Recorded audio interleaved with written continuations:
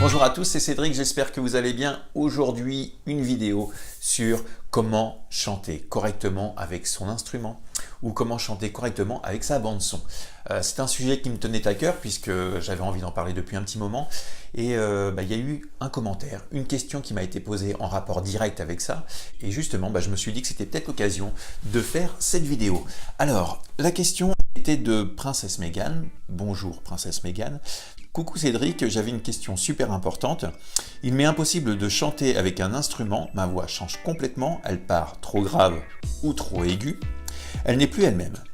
Il m'arrive même de chanter faux à cause de l'instrumental qui est derrière. Alors, que faire ?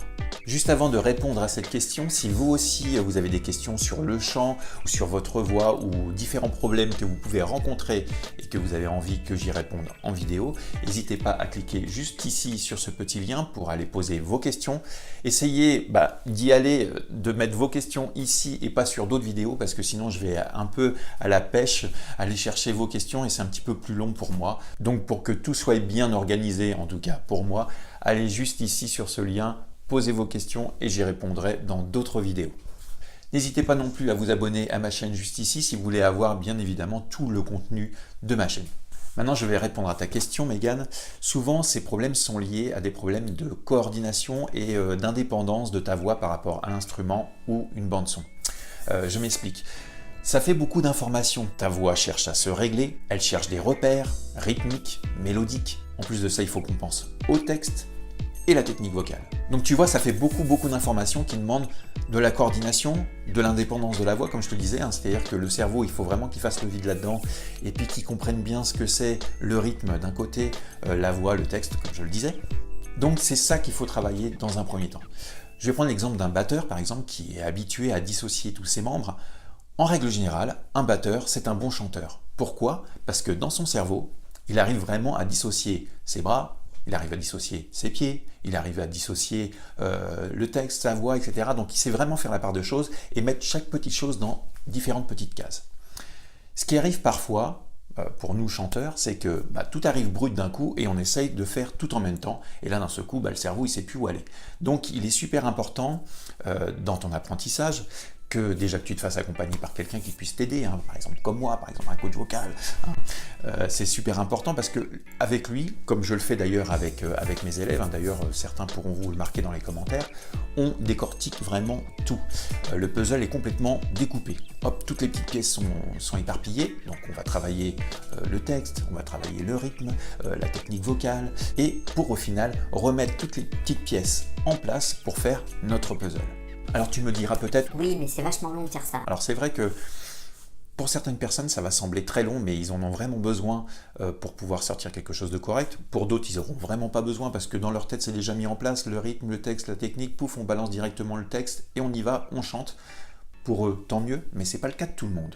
Comme je le dis très souvent, nous sommes tous différents et ce qui fonctionne pour l'un ne marche pas forcément pour l'autre. Nous avons besoin parfois de quelqu'un qui nous accompagne pour donner les clés pour déverrouiller certains verrous.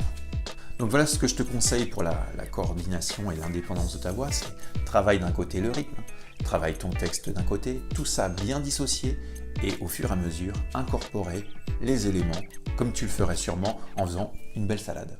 Pour ce qui est de la justesse, quand tu dis que tu chantes faux, il peut avoir bien sûr différents problèmes par rapport à ça. Ça peut être un problème de technique vocale, un mauvais placement des voyelles, une mauvaise respiration, un mauvais soutien. Ça peut être dû aussi à ce que je disais tout à l'heure, au repère mélodique, c'est-à-dire que quand on est habitué à chanter avec le chanteur derrière qui nous donne la mélodie de la chanson, on le suit et puis on se cale à lui. Par contre, quand il n'y a plus tout ça et qu'on utilise l'instrument ou une bande son, et là d'un seul coup, qu'est-ce qu'il fait le cerveau ? Il cherche ses repères. Autre problème aussi, quand on a été habitué à chanter avec le chanteur, que c'est sur une certaine tonalité.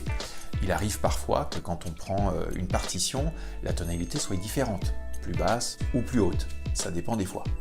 On se met à chanter comme de la manière qu'on a été habitué, donc sur une certaine tonalité, alors que le guitariste est peut-être en train de faire une tonalité différente et toi tu te cales à l'original, donc forcément tu es fausse.